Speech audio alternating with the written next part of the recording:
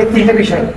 এখন যদি কেউ তোমাকে স্পেসিফিক্যালি কোশ্চেন করে বিসিএসপিডির যে সকল ইংরেজি গ্রামারের কন্টেন্ট বা টপিক আছে, চ্যাপ্টার আছে, চ্যাপ্টারগুলোর মধ্যে যদি প্রায়োরিটি সেট করা হয় বিসিএস পরীক্ষার জন্য স্পেসিফিক্যালি, এখানে প্রায়োরিটি প্রথমে 1 নম্বরে প্রায়োরিটি পাওয়া হচ্ছে পার্সেন্টেজ স্পিচ, তারপরে তুমি দ্বিতীয় নাম্বার ধরো, তাহলে দ্বিতীয় নাম্বার, আর যদি তৃতীয় নাম্বার ধরো এই জায়গাগুলো ইভেন্টস এর মডেল, এটাকে আমরা 4 নাম্বার ধরতে পারি। অর্থাৎ যদি তুমি একবারে ইংরেজি গ্রামারের চ্যাপ্টারগুলোকে লিস্ট করো এবং লিস্টের মধ্যে প্রায়োরিটি ভিত্তিতে একেবারে শর্ট লিস্ট করো, তাহলে কমপক্ষে 8-10টা চ্যাপ্টার আসবে না প্রায়োরিটি ভিত্তিতে। কিন্তু যেটা সবচেয়ে গুরুত্বপূর্ণ, যেখান থেকে সবচেয়ে বেশি প্রশ্ন আসবে ওই চ্যাপ্টারটাকে প্রথমে রেখে এবং যদি প্রায়োরিটি করো, তাহলে 1, 2, 3, 4 পড়বে এই পার্ট। কথা বলতে পারছি? তার মানে এই একটা ক্লাসে এখানে অনেক কিছু বিষয় আছে। তো ক্লাসটা হচ্ছে মূলত অ্যাকচুয়ালি আমরা এখানে আমি প্রথমেই শুরুতে বলে দিয়েছি, মনে করে টেন্স, এটার জন্য 2 ঘন্টার দুটি ক্লাস দরকার হয়। সাবজেক্ট বাজেটগুলোতেও একইভাবে 2টি ক্লাস দরকার হয়। মডেল অক্সিলারি 2 ক্লাসেও সাধারণত সেটা হয়। তার মানে এখানে মূলত 3টি চ্যাপ্টারের জন্য আমাদের 6টি ক্লাস লাগে। তার জন্য আমি জিনিসটা গ্রুপের তোমরা স্পেশাল বাছাই করে স্টুডেন্ট তোমাদের জন্য একটু আগে ভাগে জিনিসগুলোর উপরে যেটা নিজেরা যেন পড়ে না, এর জন্য কিছু দিক নির্দেশনা বুঝতে পারছি। বিষয়গুলো খুব গুরুত্বপূর্ণ, এখানে অনেক কনফিউজিং জায়গা আছে। জিনিসগুলোকে আমি এট এ গ্ল্যান্স তোমার just want to do how to take preparation for that particular chapter বুঝতে পারছি। এই জায়গাগুলো নিয়েই কথা বলবো, একেবারে সামারি করা যায় বিষয়। তো লিখে বলতে গেলে একটা চ্যাপ্টার মূলত একটু 2 লম্বা ক্লাস হয়ে যাবে, এবং সামারি করলেও দেখা যাচ্ছে 2 ঘন্টার কথা হয়তো আমি 1 ঘন্টায় বলতে হবে। এই জন্য আমি অনেক সহজ করে ইজিলি জিনিসগুলো দেখানোর জন্য এখানে লিখেছি। তাহলে প্রথমে আমরা শুরু করি কি আমাদের এই যে চ্যাপ্টারগুলো আছে। প্রথমে কি টেন্স। আচ্ছা হ্যাঁ, টেন্স থেকে পরীক্ষার প্রশ্ন আসে, অনেকেই বুঝতেই পারে না এই কোয়েশ্চেনটা টেন্স বেসড, বুঝছো? তো টেন্স থেকে প্রশ্নগুলো কিভাবে আসে আগে ওই ব্যাপারটা বুঝো, যেন তুমি প্রিপারেশন নেওয়ার সময় প্রিপারেশনের ধরনটা ওভাবে হয় যেভাবে পরীক্ষা আসে। মনে রাখবো এক্সাম ভালো করার জন্য এক্সাম ওরিয়েন্টেড প্রিপারেশন হচ্ছে একটা কথা। তো এক্সাম ওরিয়েন্টেড প্রিপারেশনের উঠে কিছু কাজ করা লাগবে। যেহেতু আমরা মনে করো এখন তোমরা যারা আমার কথা শুনছো তখন থেকে স্টুডেন্ট, কিন্তু আমাদের এখানে বিষয় হচ্ছে 47 ব্যাচের স্টুডেন্টদেরকে আমরা রিটেন প্রিপারেশনটা একসাথে যেন হয় এর জন্য কাজ করাচ্ছি, স্পেসিফিক্যালি গ্রুপের স্টুডেন্টগুলোকে, ঠিক না? তো তোমার যদি সেন্স অফ টেন্স ক্লিয়ার না থাকে, তাহলে পরে তুমি সুযোগের কোনো বাক্য লিখতে পারবে না। ট্রান্সলেশন করতে গিয়ে তোমার ভুল আসবে, ইংরেজিতে কোনো ফ্রি হ্যান্ড রাইটিং লেখালেখি করতে গিয়ে তোমার ভুল হবে। অর্থাৎ একেবারে আজকের আলোচনায় 2টি পার্ট আছে, একটা সাবজেক্ট ভার্ব এগ্রিমেন্ট আর একটা হচ্ছে টেন্স। এই ব্যাপারটা দেখো একটা সেন্টেন্সের গঠন হচ্ছে প্রথমে সাবজেক্ট বসে, এরপরে ভার্ব বসে, এরপরে অবজেক্ট বসাই, এরপরে মডিফায়ার বসাই। এটা জেনারেল স্ট্রাকচার না? General structure. মনে করো ভার্ব ইন্ট্রানজিটিভ হলে এখানে অবজেক্ট থাকবে না, ভার্ব লিঙ্কিং হলে এখানে কমপ্লিমেন্ট আসবে, সে ভিন্ন করে। একটু বেসিক স্ট্রাকচার হচ্ছে একটা বাক্যের এরকম না? আচ্ছা এবার দেখো একটা সেন্টেন্সে সাবজেক্ট যখন সিঙ্গুলার হবে অবশ্যই ভার্বটা কি হবে? সিঙ্গুলার হবে। সাবজেক্ট প্লুরাল হলে ভার্বটাও প্লুরাল হবে। তার মানে সাবজেক্ট ভার্বকে প্রভাবিত করে। সাবজেক্টের সাথে ভার্বের একটা মিউচুয়াল আন্ডারস্ট্যান্ডিং লাগে, সাবজেক্টের সাথে ভার্বের একটা কি লাগে? Mutual understanding. কথাটাও বলবো, অন্য কোনো শব্দ ব্যবহার করবো না, মিউচুয়াল আন্ডারস্ট্যান্ডিং। এই ব্যাপারটাকে ইংরেজিতে বলা হয় subject verb agreement. Subject verb agreement. তাহলে সিঙ্গুলার সাবজেক্টের জন্য সিঙ্গুলার নাউন প্রোনাউন যখন সাবজেক্ট হয় তখন ভার্ব সিঙ্গুলার হবে, প্লুরাল হলে প্লুরাল।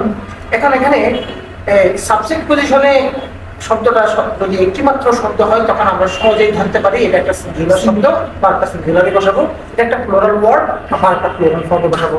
কিন্তু দেখা যাচ্ছে একটি সাবজেক্টের জায়গায় একাধিক শব্দ সাবজেক্ট পজিশনে চলে আসে। একটা শব্দ না বসে একাধিক শব্দ যখন সাবজেক্ট পজিশনে আসে, 2টা 3টা 4টা 5টা অনেকগুলো শব্দ, একটা ফ্রেজ টোটাল আসছে। এখন একটা ফ্রেজের মধ্যে সবগুলো শব্দ কিওয়ার্ড না, একটি শব্দের কিওয়ার্ড থাকে। অ্যাকচুয়াল সাবজেক্ট কোনটা?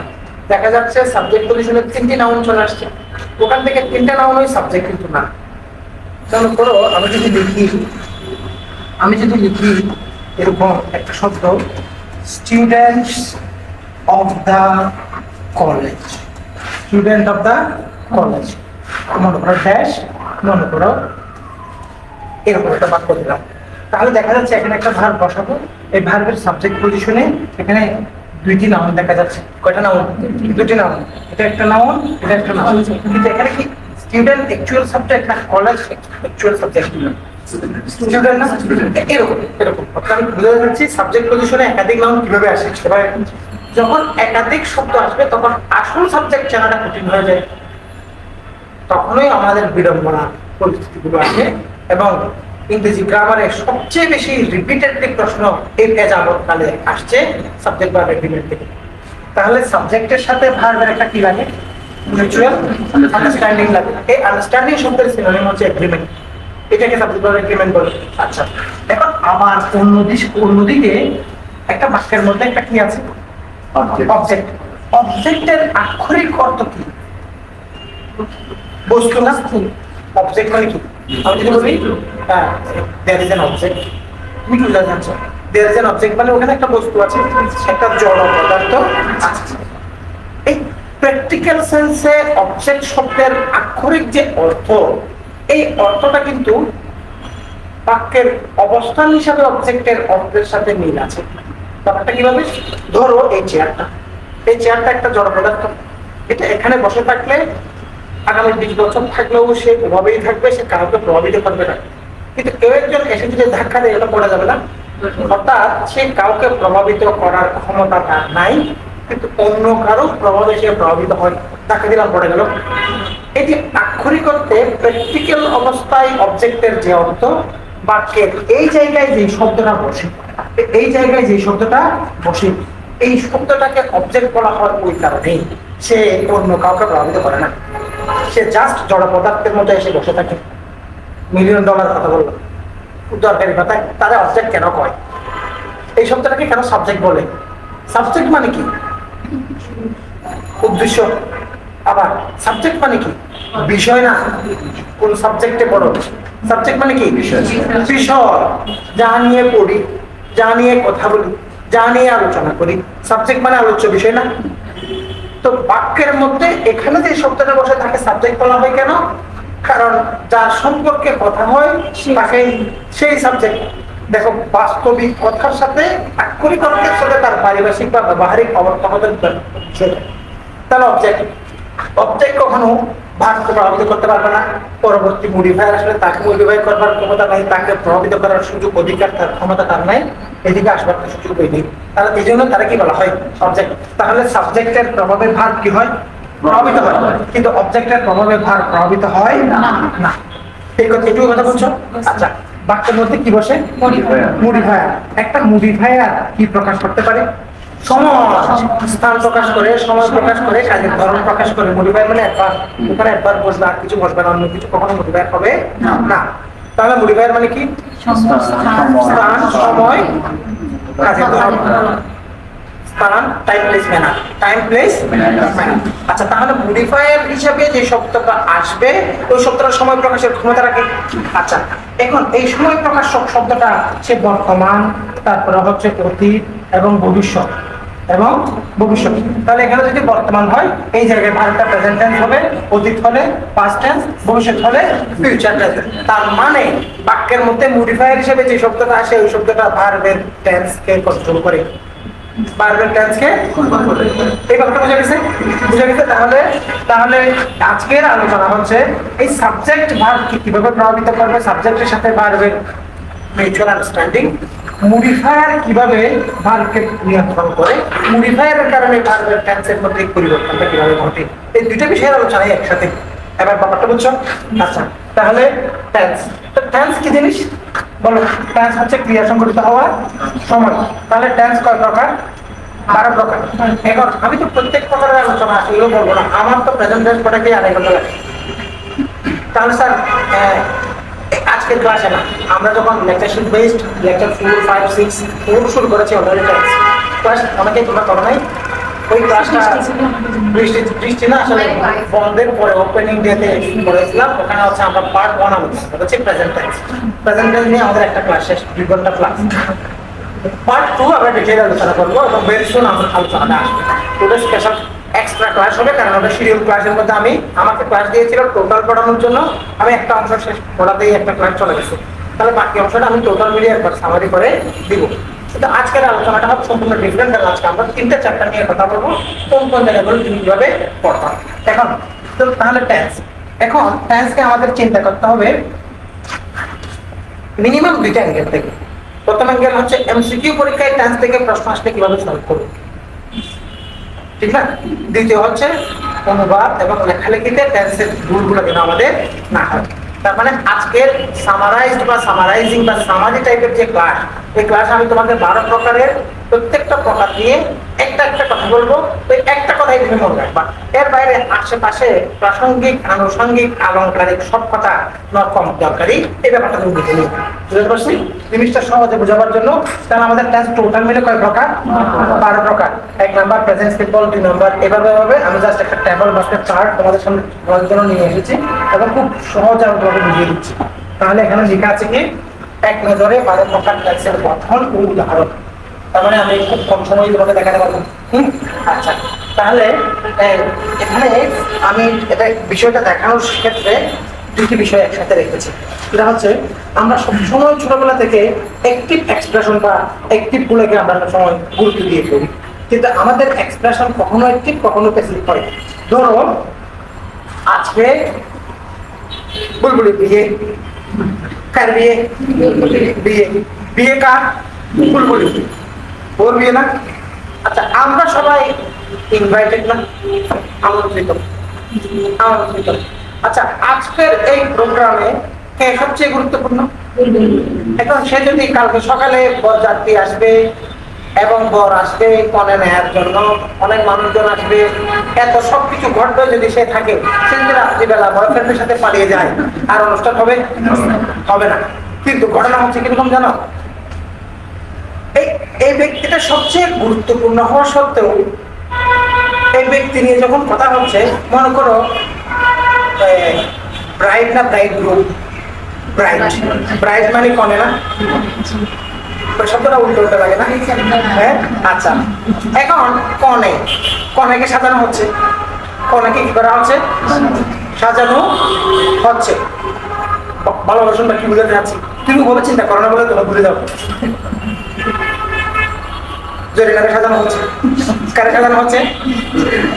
আচ্ছা, এখন বলো তো, তাকে যে সাজুগুজু করাচ্ছে, তাকে তার মুখে মেকআপ দিচ্ছে, এখন পার্লার আসছে, ব্যাপারটা অন্যরকম। কিন্তু আগের দিনে আমাদের এলাকায় যদি বিয়ে হয়েছে, সব আমার পোশাকে গান ধরতে একটু স্মার্ট, এইসব ব্যাপার আমরা সচেতন ছিল। আমাকে নিয়ে যেত, বউটা রেডি করে দিবি। হ্যাঁ, আমি ছোটবেলায় দেখছি। এখন আজকে কাকে সাজানো হবে? বউকে। কিন্তু সাজাচ্ছে ব্যাপারটা গুরুত্বপূর্ণ না কারে সাজাচ্ছে ব্যাপারটা গুরুত্বপূর্ণ? সাজাচ্ছে বউকে। বাক্যটাকে আমি অ্যাক্টিভ বলবো না প্যাসিভ বলবো? প্যাসিভ বলবো না, অ্যাক্টিভ বলবো না প্যাসিভ বলবো? অর্থাৎ এমন কিছু পরিস্থিতি আছে যেখানটায় আমাদের অ্যাক্টিভ বলার চেয়ে প্যাসিভ বলাটা গুরুত্বপূর্ণ। অ্যাক্টিভ বলার চেয়ে প্যাসিভ বলাটা গুরুত্বপূর্ণ। প্রশ্ন নিব, প্রশ্ন করলে হ্যাঁ হ্যাঁ হ্যাঁ দাও।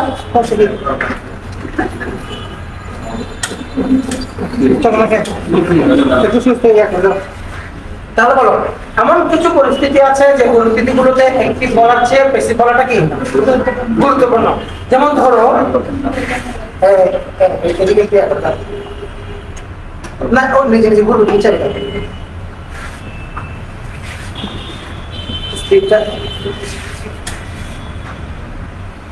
ঠিক আছে। তাহলে বলো, ধরো শিক্ষার্থীদেরকে আদেশ দেওয়া যাচ্ছে আগামীকাল থেকে কলেজের ইউনিফর্ম ছাড়া মেইন ফটক কেউ অতিক্রম করবে না, অর্থাৎ মেইন ফটকে কেউ প্রবেশ করবে না। আচ্ছা বলো, এই বাক্যটাতে যিনি আদেশ দিয়েছেন তা আমরা সকলে জানি না? প্রিন্সিপাল আদেশ দিবে, এখানকার ক্ষমতা দপ্তর প্রিন্সিপাল সর্বা। এখন ওখানে কি বলা হয় আমি প্রিন্সিপাল আদেশ দিচ্ছি তোমরা সকলে আগামীকাল থেকে ইউনিফর্ম পরে আসবা? তুমি কখনো দেখবা না। ওখানে লেখা থাকে শিক্ষার্থীদেরকে আদেশ দেওয়া হচ্ছে। কে আদেশ দিয়েছে ব্যাপারটা মেনশনই করে না, কারণ এত প্রসিদ্ধ যে নাম না উল্লেখ করলেও বোঝা যাচ্ছে। বুঝতে পারছি না? আমি শুধু দুটি কথা বললাম, এখানে আরো প্রায় 7-8টা কথা আছে, যখন চেঞ্জের ক্লাস হবো তখন দেখাবো। আমি দুটি কথা বললাম, অর্থাৎ এমন কিছু পরিস্থিতি আছে যেখানে আমাদের একটি বলার মানায় না, কি বলতে হয়, বেসিক। সুতরাং আমাদেরকে স্ট্রাকচার গুলো জানবার সময় একটিভ এবং বেসিক দুইটা একসাথে জানতে হবে। বুঝতে পারছি? তুমি কিভাবে শিখবা? তাহলে আমরা এখানে সিম্পল যে প্রকারগুলো, তাহলে আমরা সবসময় পড়ে আসি কি প্রেজেন্ট, পাস্ট, ফিউচার। প্রেজেন্ট আবার 4 প্রকার, পাস্ট আবার 4 প্রকার, ফিউচার আবার 4 প্রকার। প্রত্যেক 4 প্রকার কিন্তু প্রায় একই, ঠিক না? নাম একই না? সিম্পল, কন্টিনিউয়াস, পারফেক্ট, পারফেক্ট বলবো না। এই জন্য আমরা এখানে এখানে জিনিসটাকে আনার সময় আমি যেটা করেছি, যাতে সিম্পল সবগুলো এক জায়গায় আছে, কন্টিনিউয়াস সবগুলো এক জায়গায়, পারফেক্ট সবগুলো এক জায়গায়, পারফেক্ট কন্টিনিউয়াস সবগুলো এক জায়গায়, এক পলকে পুরো জিনিসটার উপরে আসবে।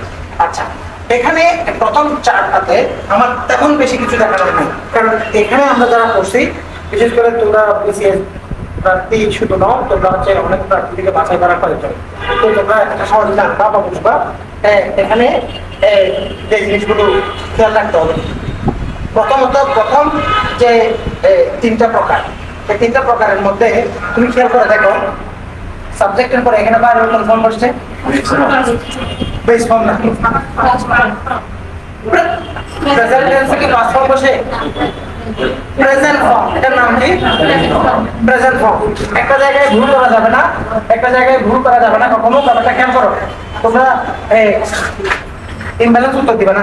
দেখো তো, এখানে আমাদের ভার্বের ফর্ম হচ্ছে, আমরা ছোটবেলা থেকে জানি ডু, তারপরে কি ডিড, এবং এরপর আসে কি ডান। এখন আমি বুঝতে পেরেছি না? কিন্তু আসলে ব্যাপারটা এরকম। ব্যাপারটা হচ্ছে এখানে একটা কি আছে বলো, বেস ফর্ম। আর এটা কি ফর্ম? Present form. আর এটা কি ফর্ম? Past form. তাহলে এটা পাস্ট, এটা প্রেজেন্ট, আর এটা হচ্ছে আর এখানে যেটা আছে এটা প্রেজেন্ট পার্টিসিপল, পাস্ট পার্টিসিপল। আর এখানে একটা শব্দ কিন্তু আসবে, এটার নাম হচ্ছে ডুইং, এবং এখানে এটাকে আমরা বলবো কি বলো, প্রেজেন্ট পার্টিসিপল। আসলে বাস্তবতা ছিল এরকম। তাহলে প্রেজেন্ট পার্টিসিপল অনুরূপভাবে পাস্ট পার্টিসিপল এভাবে থাকার কথা ছিল, কিন্তু বই পুস্তকে এভাবে না থাকার পেছনে কারণ হচ্ছে এই ফর্মটা, পাস্ট পার্টিসিপলের এই ফর্মটা এক একটা রেখে তখন না কাট করা যায় না, শো হয় না, কিন্তু আবার ডু ডিড গান হয়ে গেছে না, এই জন্য এরকম লেখা থাকে। এটা কিন্তু বিভিন্ন পাওয়া যায়, এই জন্য এরকম লেখা থাকে না। আসলে কিছু হচ্ছে present participle, past participle. Participle গুলো অ্যাকচুয়ালি ভার্ব না। পার্টিসিপল যদি একা একা ব্যবহার হয় তখন সে এজেক্টিভ হিসাবে ব্যবহার করে। বুঝতে পারছি? তাদেরকে আমরা উকিলের ভার্ব দিয়ে ভার্ব হিসেবে ব্যবহার করি, সে অন্য কথা। আচ্ছা, এখন তার মানে এই যে শব্দটা, এটা প্রেজেন্ট ফর্ম। ডু শব্দের প্রেজেন্ট ফর্ম আরো একটা আছে না, বলো ওটা কি? ডাজ। তাহলে এটা হচ্ছে কি ফর্ম? Present form. যেমন ধরো আমি একটা শব্দ লিখলাম, মনে করো হ্যাভ, এটা কি form? Base form. Base form. এটা প্রেজেন্ট ফর্ম কি? হ্যাভ। আরো একটা প্রেজেন্ট ফর্ম আছে, এটা কি? হ্যাজ। এটা বুঝে গেছেন? হ্যাঁ, বুঝে গেছেন? এখন এই যে আইএনজি কথা হচ্ছে, তুমি কি কোনো ডাজিং হতে দেখছো? তুমি এই কোনো হ্যাজিং হতে দেখছো? তার মানে প্রেজেন্ট ফর্মের সাথে আইএনজি হয় না, আইএনজিটা হয় কার সাথে? বেস ফর্মের সাথে। এক্স্যাক্টলি, কার সাথে? বেস ফর্মের সাথে। তাহলে প্রেজেন্ট ফর্ম এবং বেস ফর্ম একই কথা না? প্রেজেন্ট ফর্ম এবং বেস ফর্ম একই কথা না। আর বেস ফর্মের আরো দুইটা নাম আছে। একটা নাম হচ্ছে, তার নাম হচ্ছে ইনফিনিটিভ। তার নাম কি? ইনফিনিটিভ। এবং তাকে বলা হয় ডিকশনারি ফর্ম। ডিকশনারি থেকে যখন শব্দের উৎপত্তি হয়, এই ফর্ম থেকে অনেক শব্দ গঠিত হয়, বা তাকে কি বলা হয়? ডিকশনারি। আচ্ছা, পার্সিয়াল কথা বেশি বললে আমি সামনে আগাতে পারবো না, এর জন্য আমি খুব দ্রুত এগিয়ে যাওয়া আমার উচিত। তাহলে দেখা যাচ্ছে এটা এই জায়গায় কি বসবে? Present form. আচ্ছা, এরপর অবজেক্ট দেখানো হয়েছে। আর এই জিনিসটাকে যখন আমি এই অংশটা দেখানোর জন্য এই অংশটা নিয়ে কথা বলছি, না হলে তো এই এত সময় জিনিস বলবার কোনো দরকার নেই। তাহলে এই অ্যাক্টিভ এক্সপ্রেশনটাকে যখন আমরা প্রেসিভ করবো, তখন প্রেসিভ কেন করে বলেছিলাম একটু আগে বলেছি, যখন সাবজেক্টের চেয়ে অবজেক্ট গুরুত্বপূর্ণ হয়। বউকে সাজাচ্ছিল, বউকে কে সাজাচ্ছে, ওই লোকগুলোর নাম কি আমার কোনো দরকার আছে? এখানে দরকারি গুরুত্বপূর্ণ কে? বউ গুরুত্বপূর্ণ বলা না, বউ গুরুত্বপূর্ণ কে? বউ। এই জন্য এখানে অবজেক্ট আমার কাছে অত গুরুত্বপূর্ণ না, সাবজেক্ট আমার কাছে গুরুত্বপূর্ণ না। অবজেক্ট গুরুত্বপূর্ণ বলে আমরা কি করবো? কি দিয়ে? বুঝতে পারছি? এই জন্য প্যাসিভের মধ্যে অবজেক্টে কোথায় নিয়ে আসা হয়, সামনে নিয়ে আসা হয়। তারপরে প্যাসিভের একটা ধর্ম হচ্ছে সবসময় ওই যে ভার্বের কয় নম্বর ফর্ম, নাম্বার ফর্ম 3 নম্বর ফর্ম, এটাকে আমরা 3 নম্বর ফর্ম বলি। দেখো আমরা এটাকে 1, এটাকে 2, এটাকে কি 3 এভাবে বলি। এই ফর্ম এবং এই ফর্ম ওগুলো বই পুস্তকে সাধারণত উল্লেখ থাকে না, উল্লেখ মানে হচ্ছে উপর, এই জন্য এটাকে আমরা ভিত্তি বলা হয়। কি বলা হয়? তাহলে প্যাসিভ ভয়েসের ক্ষেত্রে প্রথম শর্ত হচ্ছে ভার্বের ফর্ম তাকে ফর্ম হবে এবং পাস্ট পার্টিসিপলের আগে অবশ্যই কি থাকবে? অক্সিলারি থাকবে। অবশ্যই কি থাকবে? অক্সিলারি কোন টেন্সে কোন প্রকারে কি হবে সেটাই আমরা এখন দেখছি বা দেখবো। আমি একটা বললে তোমারও বলতে লাগবে না, একটা সময় জিনিস বদল থাকবে। আচ্ছা, তাহলে আমরা এই জায়গাটা খেয়াল রাখবো। তারপরে আমরা সাবজেক্ট আমরা কি যুগে বসাবো? কখনো বাই, কখনো অন্য প্রেপোজিশন। এই প্রেপোজিশন হচ্ছে পরিবর্তন, এটা কিন্তু ভার্বের কারণে হয়। কিসের কারণে? যেমন নো দিলে টু বসে, এরকম কিছু বিষয় আছে। আর তাহলে প্রেজেন্ট টেন্সের ক্ষেত্রে প্রেজেন্ট ফর্ম, পাস্ট টেন্সের ক্ষেত্রে কোন ফর্ম? পাস্ট ফর্ম কোনটা? দি। আর ফিউচার টেন্সের ক্ষেত্রে বেস ফর্ম। বেস ফর্ম মানে প্রেজেন্ট ফর্ম, বেস ফর্ম। এই যে শ্যাল উইল বসে, এগুলো মডেল অক্সিলারি, এগুলোর পরে বারবার বেস ফর্ম হয়ে বসে। এবং এটার আরেকটা নাম বলেছিলাম, কি নাম বলেছিলাম? Dictionary form. আর কি নাম বলেছিলাম? ইনফিনিটিভ। নাম তো বেয়ার ইনফিনিটিভ, বেয়ার ইনফিনিটিভ। আচ্ছা, এবার দেখো এখানে আর কিছু বলবার দরকার নাই। এবার দেখো প্রোগ্রেসিভ বলা হয় অথবা এটাকে বলা হয় কন্টিনিউয়াস। কন্টিনিউয়াসের ক্ষেত্রে আমরা সাবজেক্টের পরে প্রেজেন্ট টেন্সে এম ইজ আর, পাস্ট টেন্সে ওয়াজ আর, ফিউচার টেন্সে শ্যাল উইল বসালে হবে না। শ্যাল উইলের পরে কি বসে? কেন বি বসে? বলো, আবার বোঝাচ্ছি। এখানে কি বসে? এম ইজ আর। এখানে কি বসে? এখানে শ্যাল উইল সিম্পল সেন্টেন্সে ছিল, সিম্পল সেন্টেন্সে শ্যাল উইল ছিল, এখানেও শ্যাল উইল আছে। এখানে কি আসছে? কেন? কন্টিনিউয়াস করলে বি কেন আসতে হবে? এবার শোনো, এই ব্যাপারটা তুমি মুখস্থ করো। মুখস্থ কেন করবা? এই ব্যাপারটাকে জীবনের জন্য বুঝে করো। দেখো তো, আমাদের একটা সেন্টেন্স হচ্ছে আমি কি করি? টিভি দেখি। আই ওয়াচ কি দেখি? এটা বাক্য না? এই বাক্যটাকে কি করবো? কন্টিনিউয়াস করবো। এই ব্যাপারটাকে কি করবো? কন্টিনিউয়াস। টিভি দেখার কাজটা আমি এই মুহূর্তে করছি। ধরো আমি এখানে টিভি করে দিলাম, নাও থাকার কারণে কাজটা এখন চলছে না। মনোযোগ দিকে দাও, ওর দিকে ফায়দা হবে। দেখো এই কাজটা যদি চলমান বুঝাই, তাহলে এখানে আমার কি দিতে হবে? আইএনজি দিতে হবে না? এবার তো বাক্যটা পড়ে দেখো, আই ওয়াচিং টিভি নাও। এমন হওয়ার কথা ছিল, জেনারেলি এমন হওয়ার কথা ছিল, কিন্তু যখনই আমি এই শব্দের মধ্যে আইএনজি করে দিলাম, এই বাক্যের মধ্যে আর কোনো ফাইনাইট ভার্ব নাই। এই বাক্যের মধ্যে আর কোনো ফাইনাইট ভার্ব আছে কি? নাই তো। আইএনজি যুক্ত কখনো কি হয় না।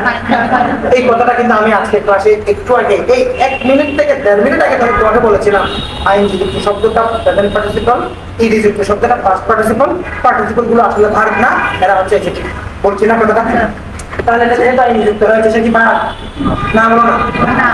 ইমান দুর্বল কেন? বলো, এটা সে কি ভার্ব? না, বলো না। সে কি ভার্ব? তার মানে এই বাক্যে কি আর ভার্ব আছে? নাই।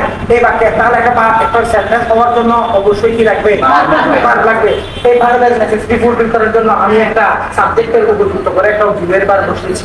এই শব্দটা এসেছে বাক্যের মধ্যে ফাইনাইট ভার্বের প্রয়োজনীয়তা পরিপূর্ণ করার জন্য। ফাইনাইট ভার্বের প্রয়োজনীয়তা পূর্ণ করার জন্য। এই ভার্ব কিন্তু কোনো অর্থ দেওয়ার জন্য আসে নাই। এই ভার্বের কোনো অর্থ যদি প্রকাশ করো, তুমি শ্রেণীর বাক্য শেষ। আমি বই দেখিতেছি টিভি, এখন অর্থ আসছে? আসবে না। এই বাক্যটি কি জন্য আসছে? ফাইনাইট ভার্বের নেসেসিটি ফুলফিল করার জন্য। বলো, এই অক্সিলারি কেন আসছে? এবার আমি তোমাকে কি যে জিনিসটা দেখানোর জন্য এই বোর্ড এনেছি সেটা আছে। দেখো, আমি লিখলাম আই। তারপর আবারও লিখলাম কি? Watch TV. আমি লিখলাম কি? কালকে। আমি আগামীকাল টিভি দেখবো। আমি আগামীকাল টিভি দেখবো। তাহলে কি আমি ওয়াচ প্রেজেন্ট টেন্স বসাইছি না? এই জন্য আমি এখানে কি করলাম? উইল। তাহলে উইলের পরে কি বসছে? এটা কি ফর্ম? Base form. এখন আমি শুধু তোমারও না লিখে আমি এখানে লিখলাম, দেখো, ইভিনিং টু এভাবে না লিখে আমি আর শর্ট করে লিখলাম, মনে করো at 7 PM আগামীকাল সন্ধ্যা 7টার দিকে আমি টিভি দেখতে থাকবো। এখন কাজটা কি চলমান থাকবে না? কাজটা কি চলমান? চলমান হলেই আমার কাজ কি আইএনজি দেওয়া। চলমান হলেই আমার কাজ হচ্ছে আইএনজি দেওয়া। এখন আইএনজি যখন দিয়েছি এই বাক্যের মধ্যে একটা ঝামেলা সৃষ্টি হয়ে গেছে। কিরকম? আমাদের এই শব্দটা কি? এই শব্দটা কি? মডেল না মোডাল। কি না মডেল তো ক্যাটরি না, বুঝছি কিনা? মডেল কি এটা? এটাকে মোডাল। মোডাল কেন এই ব্যাপারটা আমি এখানে একটু করে ব্যাখ্যা দিচ্ছি। মোডাল অক্সিলারি, মোডাল অক্সিলারি পরে বারবার কি বেস ফর্ম ছাড়া এস যুক্ত কোনো ফর্ম বসবে, আইএনজি যুক্ত ফর্ম বসবে, ইডি যুক্ত ফর্ম বসবে না। এখন আমি বলছি মাইন্ড ক্যাপচার পাই। কিরকম মাইন্ড ক্যাপচার পাই? উইলকে আমার দরকার কারণ কাজটা কালকে করবো ভবিষ্যতে। আইএনজি কে আমার দরকার কারণ কাজটা আমি নির্দিষ্ট সময়ে চলমান থাকবে। দুইজনে আমার দরকার না। এখন দুইজনকে কাউরে আমি বাদ দিতে পারি না, কিন্তু আমার দুইজনকে রাখতে হচ্ছে। এই জন্য দুইজনকে ঝগড়া না করার জন্য মাঝখানে একটা কি দিলাম। এই বিফন্ডির কাজ হচ্ছে একজন আরেকজনের না থাকা, মাঝখানে একটা পর্দা দিয়ে বসে থাকা। এর যদি কোনো অর্থ বিফন্ডি করতে যাও তুমি হয়ে যাও তো আমার পাবে না। বুঝতে পারছি না? তাহলে বি কেন আসছে? আইনযুক্ত শব্দ এবং মডেল অক্সিলারি দুইটাকে কি করার জন্য? দুইটার ব্যবহার বৈধ করার জন্য। দুইটার ব্যবহার তার কি কোনো অর্থ আছে? না। এই যে অর্থ করো, অর্থ কি বাক্য অর্থ ঠিক থাকবে? এবারে বুঝো কেন বি শব্দটা আসছে। বুঝতে পারছি? এখানে base form be base form, be base form, be base form বলেই এই এখানে তার ব্যবহারটা বলবো। মানে আমার একটা বেস ফর্ম দরকার, একটা বেস ফর্ম দরকার। মডেল অক্সিলারি পর আমার একটা কি দরকার? বেস ফর্ম দরকার। এই জন্য এর সাথে মিলিয়ে বেস ফর্ম বসিয়েছি। এবং বেস ফর্মের পরে আইনযুক্ত বসানো বসাতে কোনো বাধা বুঝতে পারছি? আচ্ছা কোশ্চেন বলা যাবে ভবিষ্যৎ যখন আনসার্টেইন হবে, ভবিষ্যৎ যখন আনসার্টেইন বলো না, ফিউচার আনসার্টেইন ফিউচার আছে না, আনসার্টেইন বলতে আমি অনিশ্চিত বুঝাচ্ছি না। মানে ভবিষ্যতের সময়টার কোনো ক্রাইটেরিয়া নাই, ভবিষ্যতের সময়টার কোনো স্পেসিফিক সীমানা নাই। এরকম হলে আমরা অবশ্যই ফিউচারটা ব্যবহার করবো। ঠিক যখন ভবিষ্যতের সময় স্পেসিফিক একটা কাছের ফিউচার হয় তখন আমরা প্রধানত ভার্চুয়াল ব্যবহার করা উত্তম। ধরো আজকে রাতে আমরা ঢাকা ছেড়ে যাচ্ছি, we are living Dhaka tonight, কিন্তু আমরা কথা বলছি এখন দিনে, কিন্তু যাবো কখন রাতে, ওটা ফিউচার, কিন্তু ফিউচারটা ক্লোজ ফিউচার এবং ওটা স্পেসিফিক, তখন আমরা প্রেজেন্ট প্রধানত ব্যবহার করতে পারছি। আচ্ছা তাহলে আমার এখানে আমি কি স্ট্রাকচার নিয়ে কথা বলছি, ব্যবহারগুলো নিয়ে একটু পরে দেখাচ্ছি। তখন কোনটা হবে নিয়ে কথা এখনো তুলেই নেই। আমার এখন জায়গাটা হচ্ছে প্রথমটাতে ঝামেলা কোথায়, কেন কেন হচ্ছে, কেন প্রশ্নের উত্তর। তাহলে আমি যা থাকবে প্রেজেন্ট টেন্সে, ও যা থাকবে পাস্ট টেন্সে, শ্যালুইলের পর একটা কি আসবে? তাহলে বি আসছে শ্যালুইলকে রাখা এবং আইএনজি কে রাখা, দুইদিকে ব্যালেন্স করার জন্য তার কোনো অর্থ নাই। আচ্ছা এবার আসুন পারফেক্ট। পারফেক্ট ব্যাপারটা হওয়ার জন্য পারফেক্ট গুলো তুমি কখনো সবসময় দেখবা একটা প্রেজেন্ট পারফেক্ট, আরেকটা পাস্ট পারফেক্ট, আরেকটা হচ্ছে ফিউচার পারফেক্ট। পারফেক্ট টেন্স পরীক্ষায় কম্পারেটিভলি ইম্পর্টেন্ট। পারফেক্ট টেন্সের ক্ষেত্রে তোমাকে আমি একটা ব্যবহারগত বিষয় বলে ফেলি আগে থেকে, এটা হচ্ছে প্রেজেন্ট পারফেক্ট হবে কখন যেন কাজটা আগে থেকে শেষ, কিন্তু টেন্স হবে প্রেজেন্ট। বুঝতেছি কিনা কথা? এলোমেলো করবা না কথা, আমি যেটা বলি ওটা মাপা কথা। একেবারে রিকোয়েস্ট করলে যে একটা লাইন আছে লাইনটা বলছি বলো। প্রেজেন্ট টেন্স, প্রেজেন্ট নাম হচ্ছে প্রেজেন্ট পারফেক্ট, কিন্তু কাজ হবে কখন? আগে। কাজটা কিন্তু থাকবে না, কিন্তু তোমার মাথায় একটা পাকাপোক্ত বিশ্বাস বুকের কাছে কি জানো? তোমার পাকাপোক্ত বিশ্বাস হচ্ছে কাজটা শেষ হয়ে গেছে, সকালে বিরিয়ানি খাইছিলাম, হাত থেকে এখনো বিরিয়ানির গন্ধ আসে, এই তো এটা তোমার মাথায় ঢুকে আছে। কাজটা শেষ, হাত এখনো তার ফলাফল বিদ্যমান, এইটুকু তোমার মাথায় পাকাপোক্ত ভাবে আছে না? এইটা ভাবতাম এটা কি স্যার ভালো ভুল শিখেছি, এটা ভুল শিখি না, ঠিক আছে। কিন্তু তোমার এমসিকিউ পরীক্ষায় এবং লেখালেখির ক্ষেত্রে বেশিরভাগ মিস্টেক হয় এই পয়েন্টটাতে গ্যাপ থাকার কারণে। পয়েন্টটা কি? ধরো তুমি অনার্স পাস করেছো, অনার্স পাস করার কাজটা শেষ করেছো, তুমি গত বছর তুমি অনার্স পাস করেছো। অতীতে এরকম কোনো একটা শেষ করা কাজকে যখন তুমি সময় উল্লেখ না করে মেনশন করবা তখন প্রেজেন্ট পারফেক্ট টেন্স হবে, কিন্তু কাজ কিন্তু অতীতে। I completed my graduation in 2020. 2020 যখন মেনশন করেছি তখন আমি বলেছি I completed। কিন্তু যদি তুমি ঢাকা বিশ্ববিদ্যালয় থেকে পাস করেছো, কখন পাস করেছো কথাটা বলো নাই, তখন তোমার ইংরেজি হবে I have completed my graduation from the university of Dhaka. বুঝতে পারছি? আর কোনো লম্বা কথা নাই। আবারও সবাই বুঝিও, এর একটু ঝামেলা আছে। আবারও বলছি, তুমি কাজটা শেষ করো, তুমি কাজটা শেষ করেছো। শেষ করার কোনো কাজের সময় উল্লেখ করে বলা এবং না করে বলা। যদি টাইমটা মেনশন করে বলো তাহলে 5 মিনিট বের করবো। যেমন I completed my graduation in 2018, specific time দিয়ে বলেছো। কিন্তু তখন একই কাজটা যদি তুমি টাইমটা মেনশন না করে বলো তাহলে হবে কি প্রেজেন্ট পারফেক্ট। তাহলে প্রেজেন্ট পারফেক্ট কিরকম? I have completed my graduation from that university. আমি বুঝতে পারছি?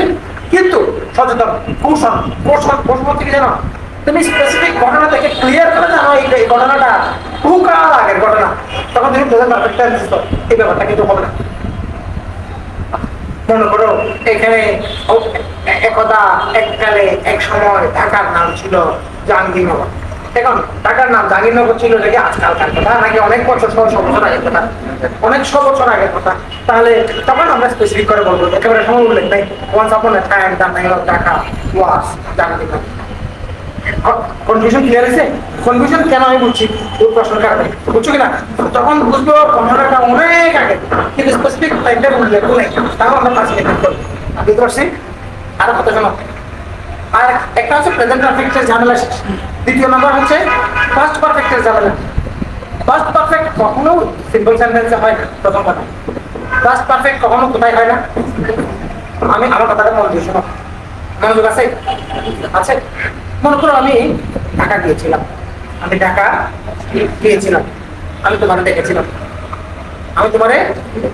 এখন কথাটাকে যদি আমি ঢাকা গিয়ে তোমাকে দেখেছিলাম ওভাবে না বলবো। মনে করো আমি ঢাকা গিয়েছিলাম এবং আমি রাজশাহী গিয়েছিলাম। দুইটি কাজ, কয়টা কাজ? দুইটা কাজের মধ্যে যখন তুলনা করে বলবো তখনও তুমি শুধু পাস্ট পারফেক্ট টেন্স ব্যবহার করতে পারবে।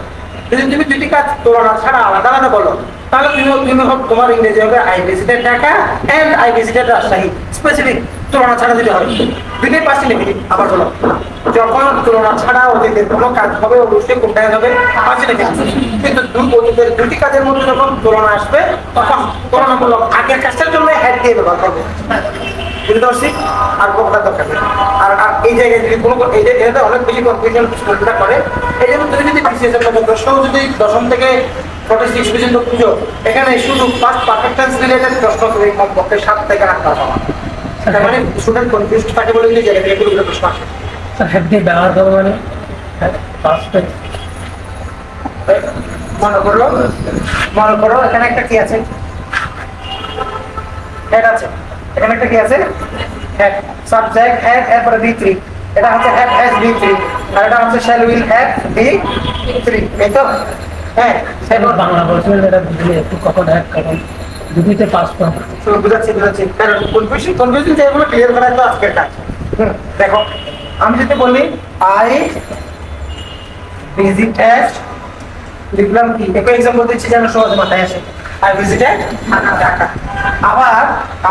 আবার যদি আমি বলি আই ভিজিটেড, তারপর লিখলাম কি?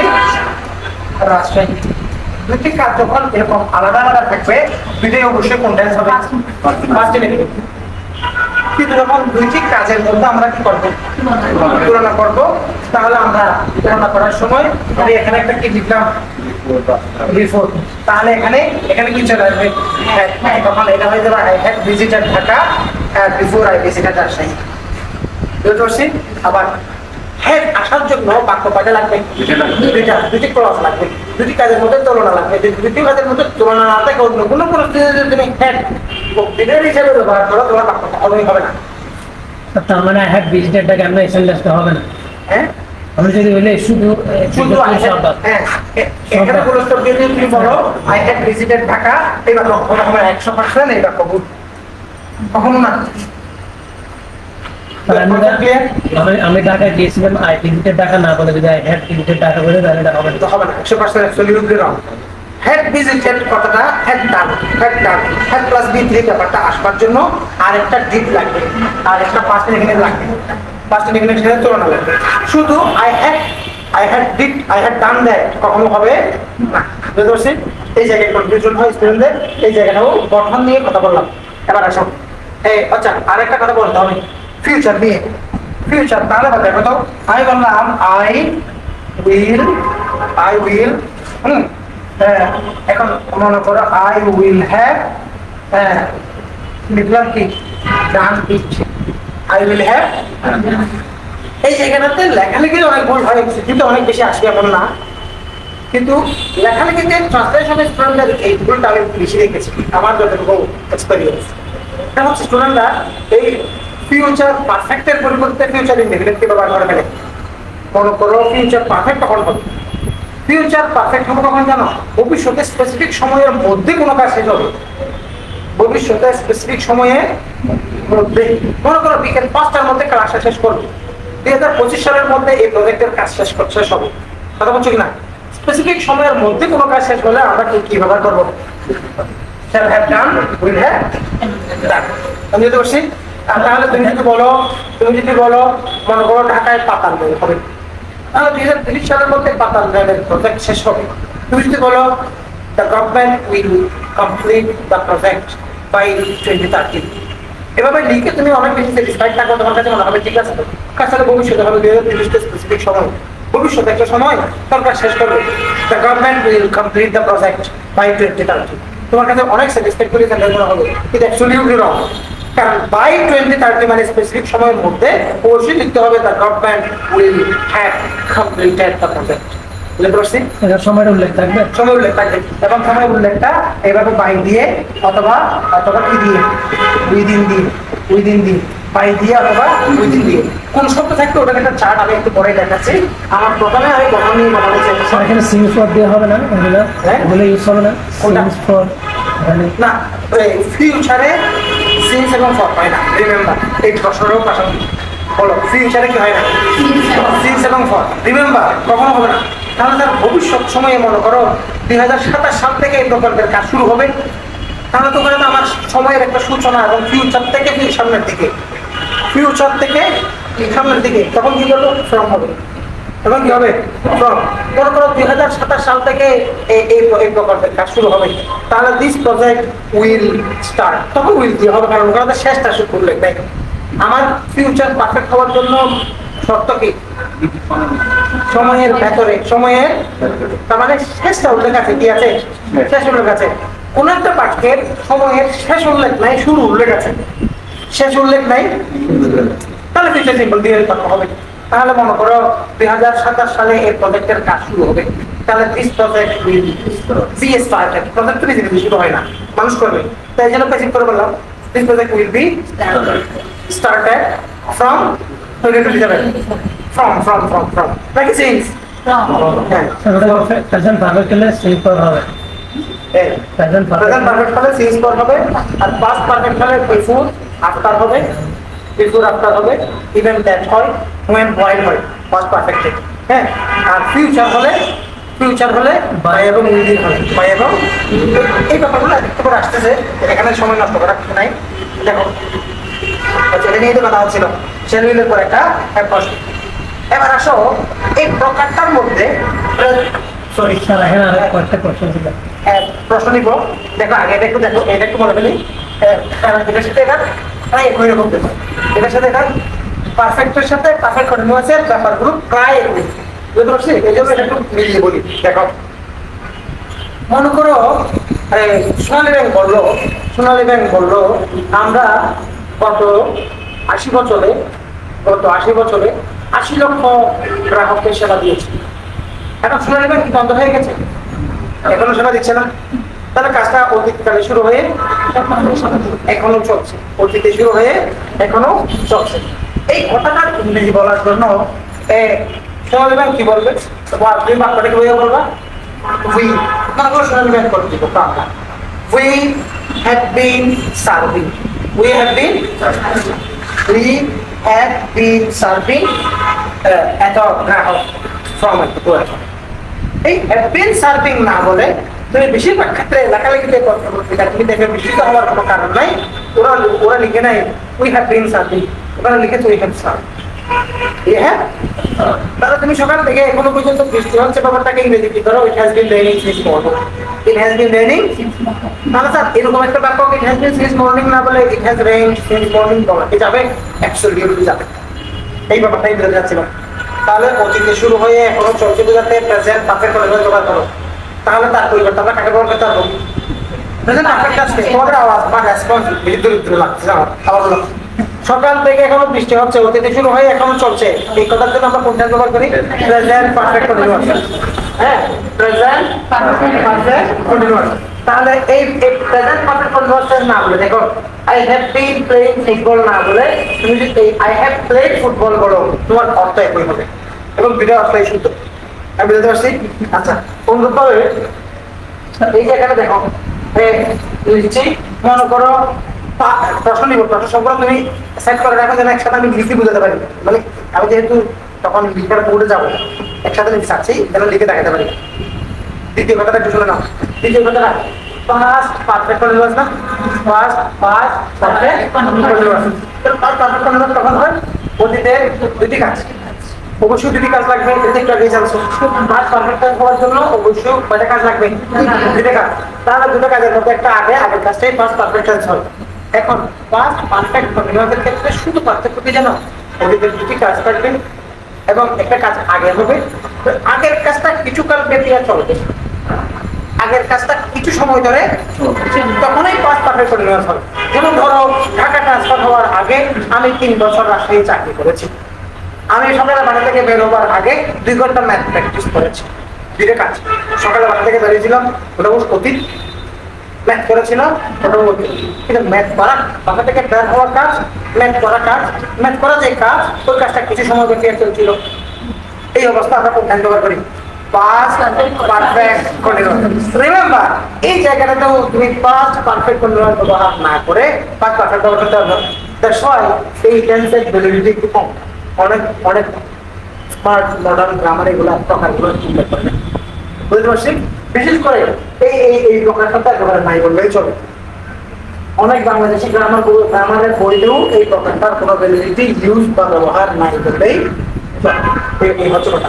এবার তুমি যে কোনো প্রশ্ন করো, প্রশ্নটা যেন আমি লিখে বুঝাতে পারি, প্রশ্নটার সাথে আমার যেন বুঝতে না হয়। প্রশ্ন কি বলো? যেখানে আমটা ছিল মূলবাদ, আই এম ওয়াচিং টেলিভিশন, এখানে আমটা হচ্ছে মূলবাদ, শাল কিন্তু মূলবাদ নয়।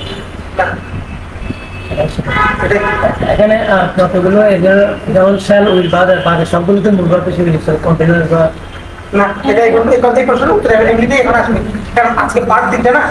আজকে হচ্ছে এখন আমি প্রথম অংশের প্রথম অংশ শেষ করছি, দ্বিতীয় অংশটা আমি দ্রুত বলে দেখবো, কারণ আমি মূলত সেকেন্ড টেবলের অনেক কথা বলে ফেলছি। তৃতীয় অংশে গিয়ে তোমার এই প্রশ্নের উত্তর আমি লিখেই বুঝাচ্ছি। এগুলো ছাড়া ওই প্রশ্নটা ছাড়া কেন আছে? ওই প্রশ্ন হলে ওই প্রশ্ন ক্লিয়ারলি তুমি বুঝে দেবা, কারণ আমি ওই জিনিসটা হালকা উত্তর করবো না, ক্লিয়ারলি বুঝিয়ে শুরু করবো। এবার দেখো তুমি কিভাবে চিনবা?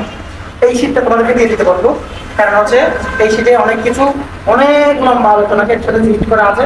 আর যাদের কাছে ক্যাটালগ বইয়ের কপি আছে তাদের লাগবে না, কারণ বই থেকে আমি এটা কপি করে দিচ্ছি। ঠিক আছে? আচ্ছা, এখন এখানে ব্যাপারটা হচ্ছে দেখো মানে সংক্ষেপে বা গুছিয়ে জিনিসটাকে করেছে। তোমাদের এক নম্বর হচ্ছে প্রেজেন্ট সিম্পল। তুমি দেখবা এখান থেকে কোনো শব্দ থাকলে আমরা তখন কি করবো? এমসিকিউর জন্য লাগবে এটা। এখান থেকে কোনো শব্দ থাকলে আমরা ওখানে একটু ব্যবহার করবো। কোনো বাক্যে শূন্যস্থান পূরণ দিল, শূন্যস্থান পূরণ ওই বাক্যের মধ্যে এখান থেকে কোনো শব্দ যদি তুমি পাও তাহলে করবো। দেখো প্রেজেন্ট স্টেট অফ অ্যাফেয়ার্স, সাধারণ কোনো ঘটনা, বর্তমানে সাধারণ কোনো ঘটনা। তারপর হচ্ছে দেখো থিংস ইন জেনারেল, যা সচরাচর হয়, যা সচরাচর হয়। তারপর হচ্ছে visual action for static part, অর্থাৎ স্ট্যাটিক পার্টগুলো যে কোনো অবস্থাতেই সিম্পল টেন্সের ব্যবহার। এই জিনিসগুলো আমি এগুলো একটা দেখিয়ে সময় নষ্ট করা মানে তোমার বিরক্ত আসা।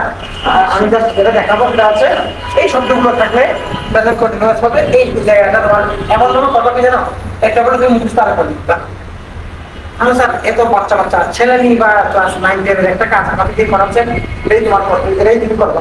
কারণ ওই 9-10 এবং ইন্টারমিডিয়েট লেভেলে যে সকল ক্যাপ রেখে আসছিলাম, ওই ক্যাপগুলোতে দেখা যাচ্ছে এখানে তুমি 5টা শব্দ পারো, 2টা শব্দ বললে 2টা শব্দ থেকে একটা শব্দ লিখে আসবে। এবং এই ক্যাপগুলো ফুলফিল করাটাই বেশি প্রিপারেশন। বিসিএস এর প্রিপারেশন মানে 90 যা কিছু তার সবগুলো পড়াবো না। বুঝতে পারছি? এই যে এই শব্দগুলো এখানে বিশেষ করে প্রেজেন্ট কন্টিনিউয়াস শব্দগুলো যথেষ্ট ইম্পর্টেন্ট। এই শব্দগুলো যথেষ্ট ইম্পর্টেন্ট।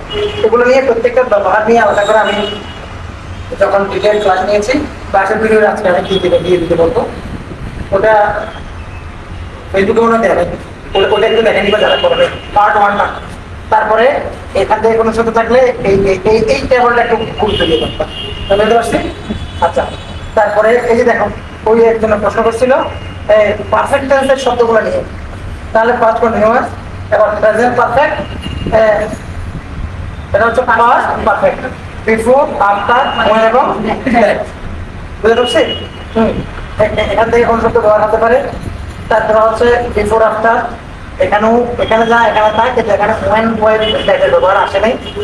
আর এখানে দেখো tomorrow, next plus any time, next month, next night, next week, next year, next plus any time, coming, হ্যাঁ, অথবা এনশিওরিং অথবা ইন দ্য ফিউচার।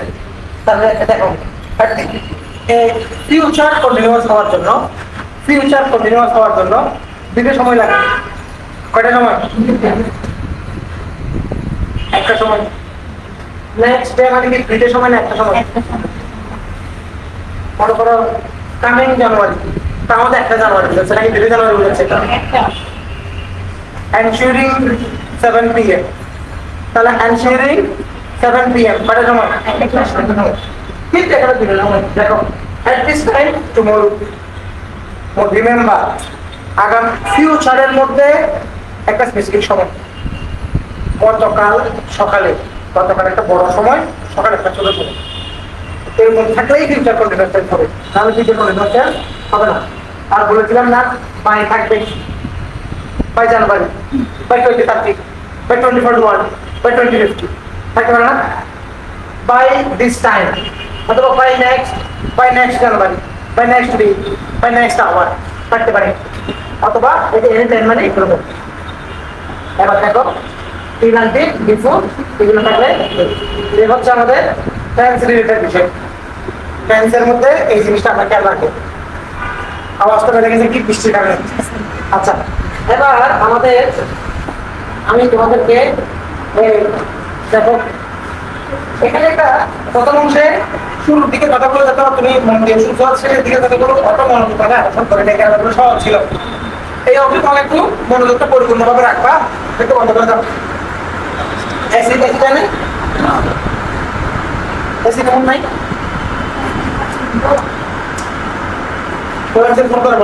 আচ্ছা, আমাদের কোনোভাবে আমি সামারি সংখ্যা করা যাচ্ছে না। দেখো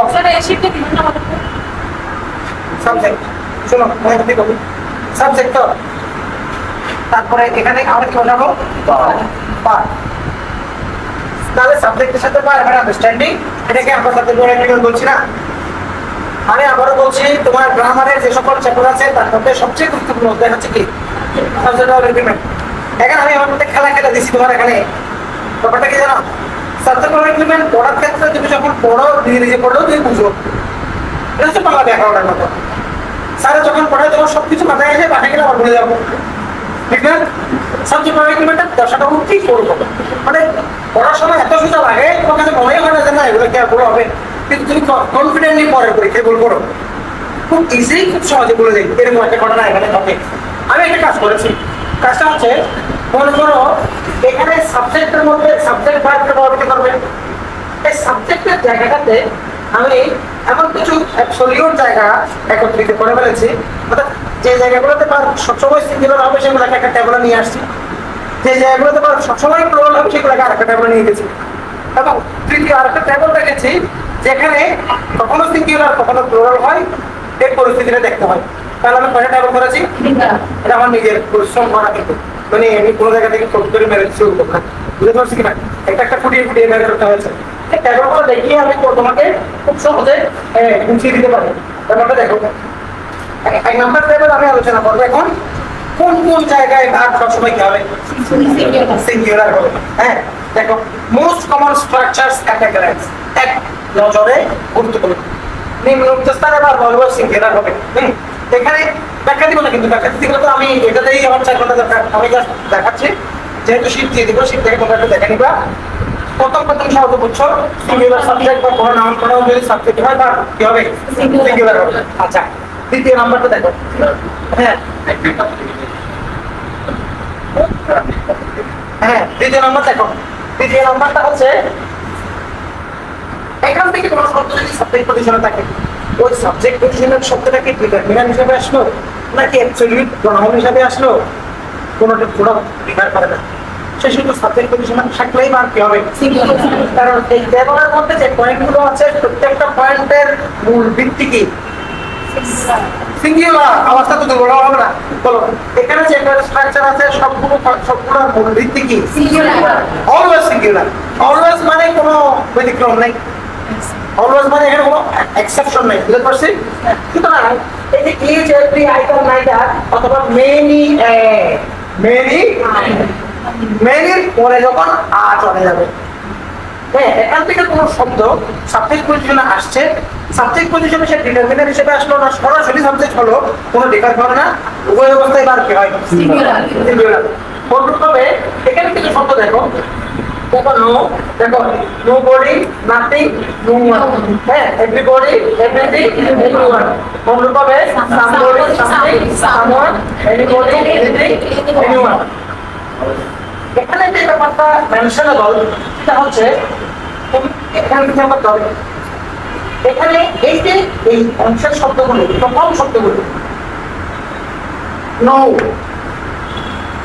নো যখন বডি থিং ওয়ানের সাথে এসে নতুন একটা শব্দ গঠন করবে, সাম যখন সামবডি, সামওয়ান, সামথিং হবে, এনি যখন এনিবডি, এনিওয়ান, এনিথিং হবে, তখন অলওয়েজ সিঙ্গুলার, তখন অলওয়েজ সিঙ্গুলার। কিন্তু যখন নো এই শব্দগুলো ছাড়া অন্য কোনো শব্দের সাথে আসবে তখন হিসাব আলাদা।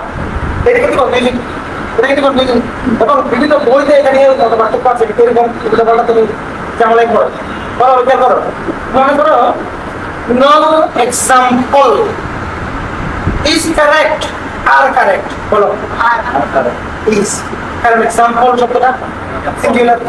কিন্তু আমি যদি বলতাম নো এক্সাম্পলস আর কারেক্ট, তাহলে নো শব্দটার সাথে যে শব্দটা লাগোয়া হয়ে আসবে ওই শব্দ যা বলে তা হবে। কিন্তু যখন তারা বডি থিং ওয়ানের সাথে আসবে কোনো ডিফার নাই, সর্বাবস্থায় বার কি? সিঙ্গুলার। তার মানে এই টেবলের ফর্মুলা হচ্ছে এরা অলওয়েজ সিঙ্গুলার। এর এই ফরম্যাটের বাইরে কি আসছে আমরা আমাদের একটু সতর্ক থাকতে হবে। আচ্ছা, এবার আসো এর পরের জায়গাটা একটু দেখো। এটা হচ্ছে দ্বিতীয় নাম্বার ছিল, 4 নাম্বারটা খেয়াল করো। ইংরেজি ভাষার একটা বিষয় ধর্ম কি জানো? কারা হাতে যাবে, মরে যাবে। হ্যাঁ, কারা হাতে না, দেখি বলো। ইংরেজি ভাষার ধর্ম হচ্ছে, ইংরেজি ভাষা তো কোনো স্পেসিফিক পরিমাণ হয়, পরিমাণ যখন কি হয় মুখস্থ করার বিষয় না, কমন সেন্স হিসেবে ব্যাপারটাকে কাজে লাগাবা। ইংরেজি ভাষায় কোনো সংখ্যা, কোনো পরিমাণ যখন স্পেসিফিক হয়, টোটালটাকে একটা ইউনিট ধরে ইংরেজিতে সিঙ্গুলার হয়। বলো, ইংরেজিতে সংখ্যা অথবা পরিমাণ যখন কি হয় নির্দিষ্ট হয়, আবার ইংরেজিতে সংখ্যা বা পরিমাণ যখন নির্দিষ্ট হয়, এই ব্যাপারটাকে ইংরেজিতে কি হিসেবে ধরা হয়? টোটালটাকে একটা ইউনিট ধরে সিঙ্গুলার বিবেচনা করা হয়। এই জন্য তোমার সবচেয়ে বেশি পরীক্ষা একটা জায়গায় নিয়ে কথা হচ্ছে, ব্যাপারটা সহজ কিন্তু কনফিউশন আর কখনো হবে না। তোমার কনফিউশন না হওয়ার জন্য ব্যাকএন্ডের পেছনের যে কথাটা মাথায় রাখবা। ইংরেজি ভাষার বিহেভিয়ারটা কেমন?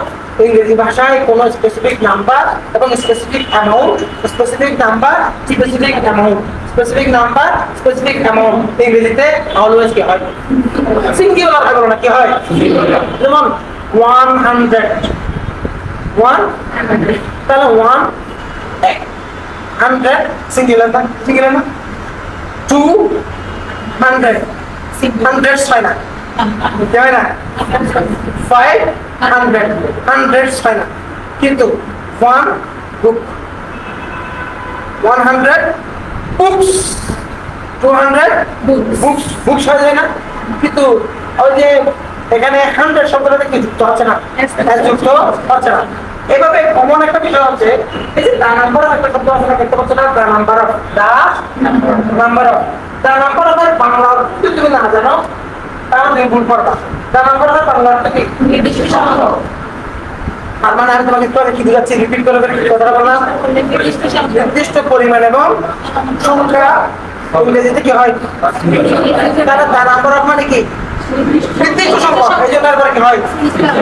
এবার তুমি আরেকটা শব্দ তুমি ছিল না, এ নাম্বার অফ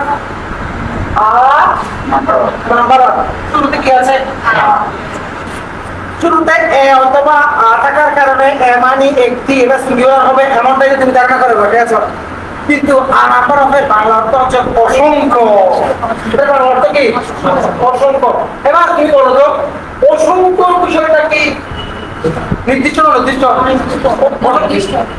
স্পেসিফিক না বলে অসংখ্য বলছি, তাহলে অসংখ্য হয় প্লুরাল, এই জন্য নাম্বার অফ এর বার কি হয় প্লুরাল।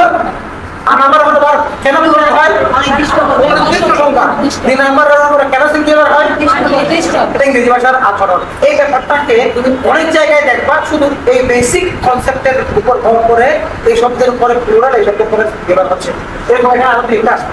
স্যার এক নাম্বার অফ অসংখ্য নাকি বেশ কিছু সংখ্যক, বেশ কিছু সংখ্যক আর অসংখ্য, খেয়াল করে দেখো, মিলিয়ে দেখো, বেশ কিছু সংখ্যক অর্থাৎ এটাকে বাংলার মধ্যে এমফাসাইজটাকে বেশ কিছু কথাটাকে আগে আনা হয়েছে, আর এখানে বিপুল পরিমাণ এটাকে পরে আনা হয়েছে, এগুলোই অর্থ। সেটা বুঝছো?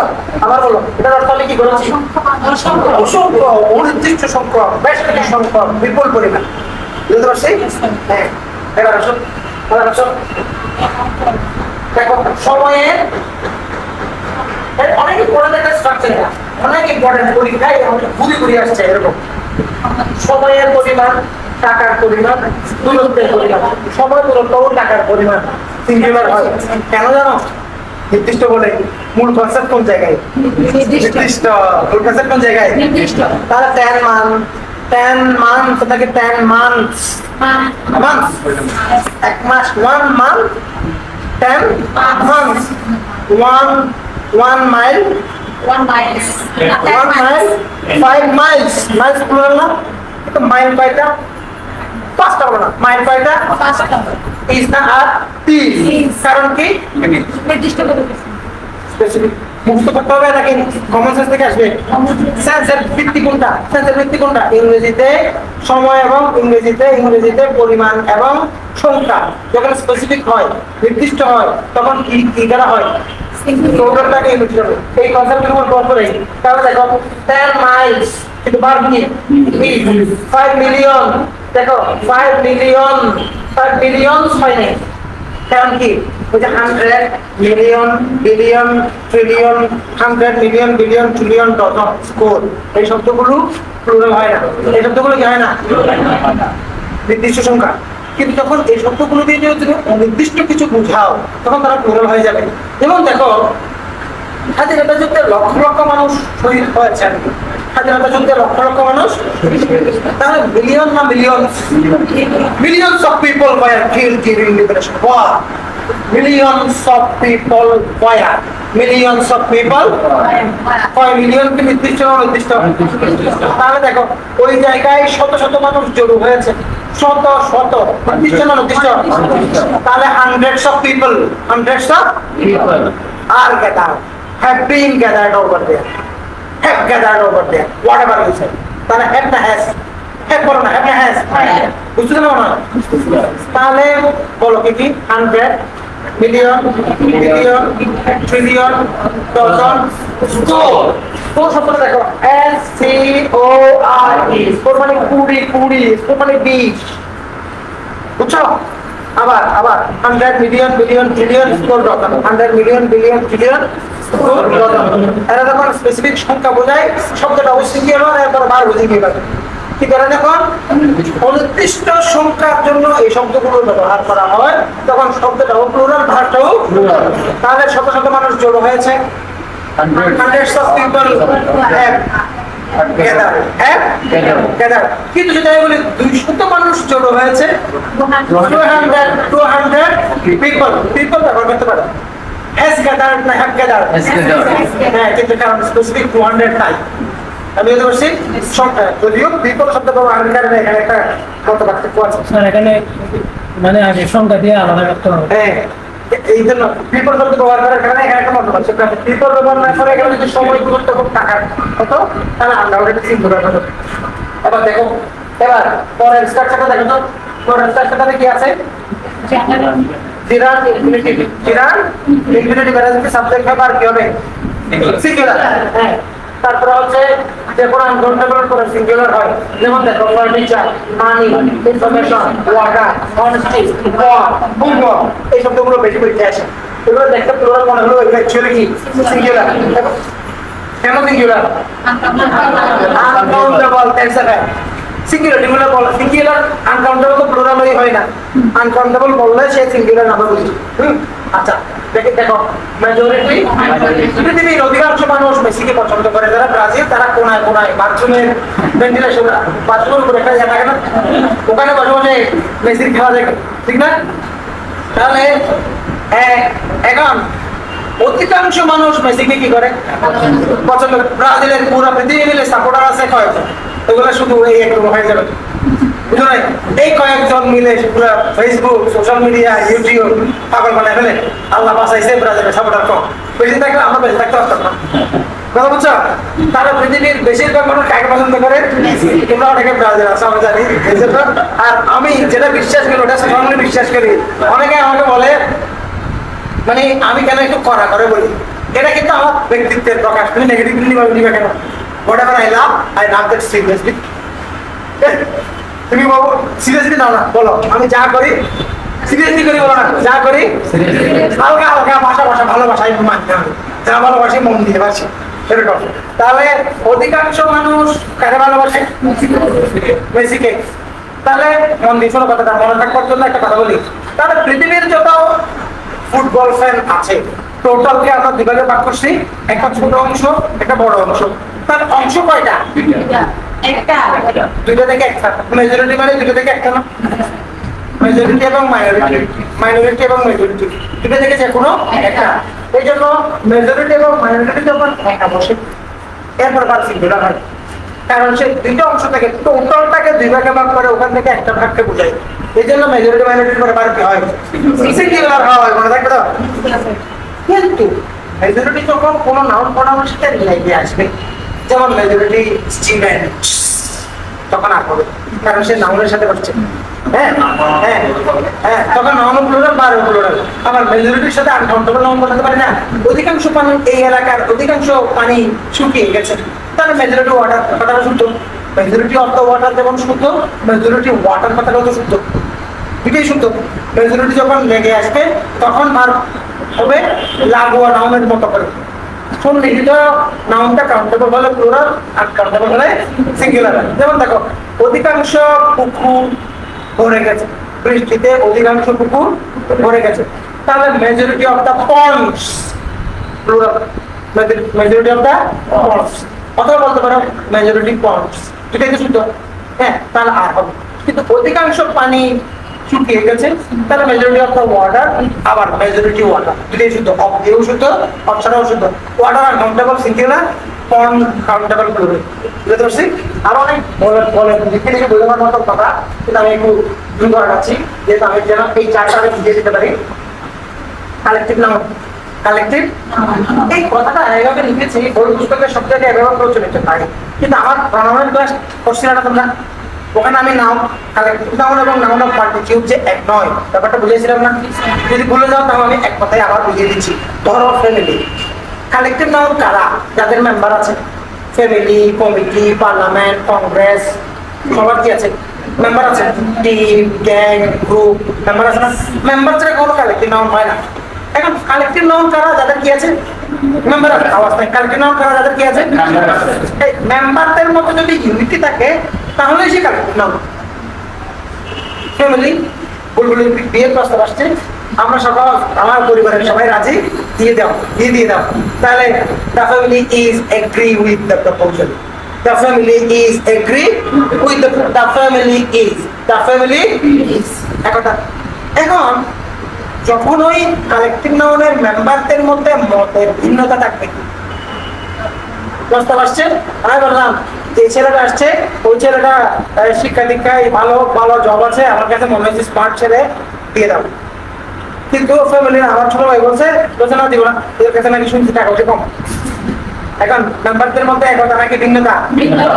এই ফ্যামিলি এখন আর কালেক্টিভ নাউন হই নাই, এই নাউনের নাম noun of multitude, noun of হ্যাঁ দেখো মাল্টিটিউড শব্দটা খেয়াল করো, মাল্টিটিউড আমি তোমাকে বুঝাই, দেখো মাল্টি মাল্টি মানে কি বহু, দেখো অ্যাটিটিউড অ্যাটিটিউড অ্যাটিটিউড মানে কি আচরণ, অ্যাটিটিউড মানে মনোভাব, অ্যাটিটিউড মানে মতামত, অ্যাটিটিউড মানে অভিমত, অ্যাটিটিউড মানে মনোভাব, যা মনোভাব তা আচরণে প্রকাশ পায়।